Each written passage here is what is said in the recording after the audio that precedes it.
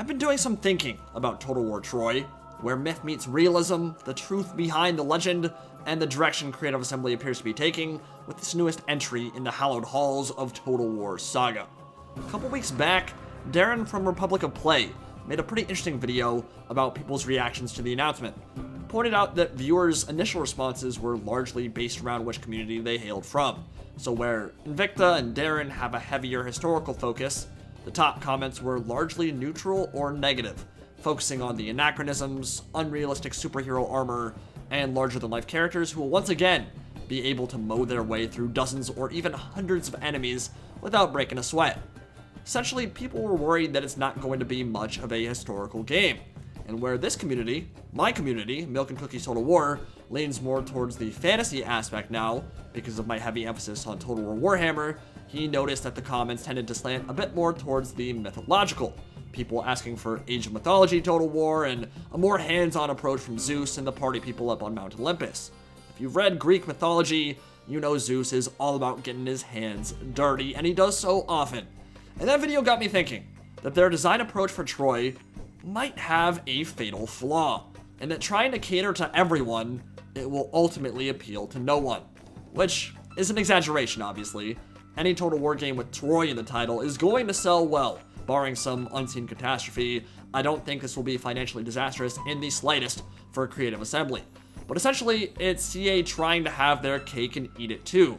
They want to attract the people who love Greek mythos by tipping their toesies into the river Styx, instead of diving headfirst into it and all the banana stuff that made the Iliad so crazy in the first place. That they want to attract the historical fan base by saying it's all based on truth, the truth behind the myth, but then designing the characters with fantasy superhero armor that doesn't really reflect the Bronze Age aesthetic a historical game set in this time period should be going for. We obviously have a very small sample size to draw conclusions from, but Saga games seem to have an issue in their ability to fully commit to an ideal or to a design philosophy. Thrones of Britannia, for example, despite being a very focused flashpoint with a pretty realistic design philosophy, didn't commit to authentically tackling shield wall combat, and avoided dramatically overhauling that core tenet of warfare from the time period. For the most part, they made it function in the exact same manner that it functioned back in Rome 2 and Attila, which doesn't make much sense in a game that's entirely revolving around shield wall combat. And on the other hand, Troy might have an identity crisis simply because it doesn't know what it wants to be. It won't commit to being fully mythological, with beasts and demigods in the Greek pantheon flaying scores of men alive with thunderbolts from on high, like in the Iliad, but it also doesn't appear to be going for historically accurate design either, at least not with the main heroes. Frankly, I think budget is a big part of that. Saga games are not full-priced games, and have a proportionally smaller dev team and budget as a result. If CA were to tackle a fully mythological game, or even one that tackled Greek mythology only, it would lose its Saga title, and likely become a full-price game in its own right, which is probably not what CA wants right now. Might not even be something they have the bandwidth to tackle at the moment, considering that their smaller Sofia dev wing in Bulgaria is leading this project. And the fact that it's coming smack dab in the middle of two major releases, two of the biggest games Total War has ever released, Total War 3 Kingdoms, and the still unannounced Total War Warhammer 3, which is in full development swing at this point. All that further complicates matters in terms of releasing another big budget Total War in between those two. So, the question remains, who are they really trying to sell this game to? Hardcore Total War fans? Sure. I think most of us are going to gobble it right up. I will certainly be playing it a hell of a lot, but if Total War games aren't an automatic purchase for you, could this one foot in the water approach make it a less attractive proposition? I think for some people, yeah, it's not going to scratch either itch. It's not going full historical, and it's definitely not going full mythological either. And so my argument here is that for Total War Troy, and this is obviously coming long before we actually get our hands on it, so I reserve the right to change my opinion once we see more, but I think this title would have benefited tremendously from going full fantasy. And I say that because the source material is fantasy. Yes, it has its roots in reality, but Homer's epics are really the foundation for everything we know about the story itself.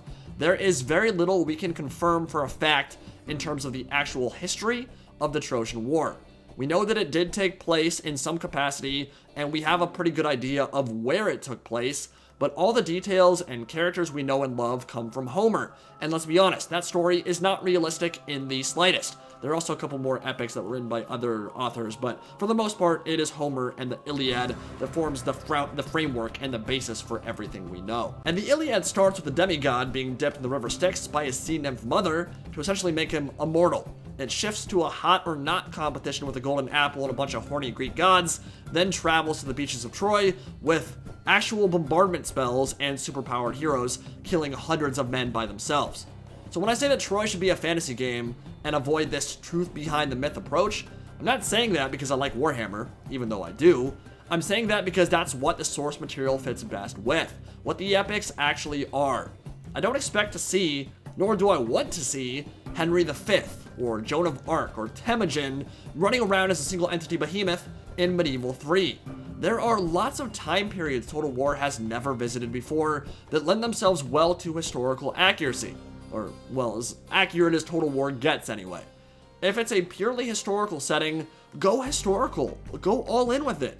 That's what Medieval 3 should be, what Victoria Total War should be, and sure, yeah, there's always going to be some give and take for the sake of unit diversity, a few anachronisms here or there, or embellishments to spice things up a bit and add a bit more variety, but I think full history is best tackled in settings where variety is already good, where you don't have to extrapolate and add a bunch of craziness on top of it, because the variety is already there for the taking, a la Medieval 3. You've got a ton of culture groups, a ton of factions, and 500 years of history to draw from. That's certainly not going to be the case with Total War Troy. There will only be a handful of culture groups, minimal cavalry units, and a distinct lack of unit diversity in general in comparison to the more global Total Wars. Without a doubt, the problem will be mitigated somewhat by the realistic fantasy approach CA is taking here. The Minotaurs we've seen are a great example of that. Instead of a 10-foot tall hulking slab of flank steak and cornate rage, we're getting a badass looking berserker dressed in a bull costume with a giant two-handed axe, and he looks really cool. And if that's anything to go by, we'll be seeing more of that for stuff like harpies, hydras, and other cosplay shenanigans from the other pillars of Greek mythology. But for this particular setting, based on the Iliad, is that really better than going all in with Zeus Thunderbolt projectiles and actual minotaurs ripping and tearing their way through battle lines and the full interference of the gods? One of the main elements of the source material? I don't think so. That's not even considering what could be done with a full Total War mythology, pitting the ancient gods of the Norse, Egyptians, Greeks, and Indians against each other in a thunderdome of monsters and mortal men. So yeah, maybe we do get a more historical take on the Bronze Age. Maybe we do end up seeing armor like the Dendra Panoply and more realistic combat than what we've come to expect from Warhammer. I find that a bit doubtful considering the Minotaur has been designed as a single entity hero, who's still just a mortal man, and the Lords will be fighting a single entity beast just like they do in Three Kingdoms Romance Mode or Mortal Empires, but already we've seen how the heroes themselves are designed, and it looks like Achilles will be running around looking like he's straight out of B-movie Bollywood. Definitely looks heroic, but it doesn't work so well in a Bronze Age setting when you're going for historical accuracy. And if you're a student of Greek history, I think it's understandable why that look might upset you.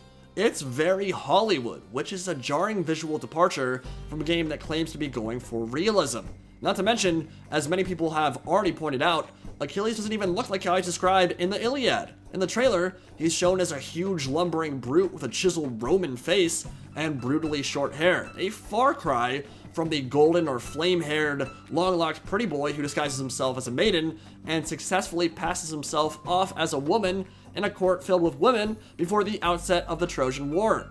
Mythology or not, historical or not, it seems strange to completely ignore the only accounts we have of what Achilles actually looked like, a character that for all intents and purposes will be one of, if not the main selling point of this game. I'm not sure I understand it. So I think the main point is, if you're gonna make a game based on one of the most beloved myths of all time, go all in with it. Dial it up to 11. That's why the Warhammer series has become so popular. They picked a radical design philosophy and went all in with it. They embraced the new additions, and even though fantasy doesn't appeal to everyone, it is unabashed, unashamed, and unapologetic about what it brings to the table. I worry that in wanting to appease everyone, both historical and fantasy fans, CA won't really succeed in satisfying either. maybe this is laying the foundation for a future Age of Mythology Total War, and maybe the balance CA strikes with this truth behind the myth approach will strike the perfect note, but this is the first major release for CA Sophia. It's a much smaller dev team, and at least for me, Thrones of Britannia didn't exactly start the Saga series off on the right foot. Hopefully, these are questions CA can answer in the coming months. I will say, I am excited for Total War Troy.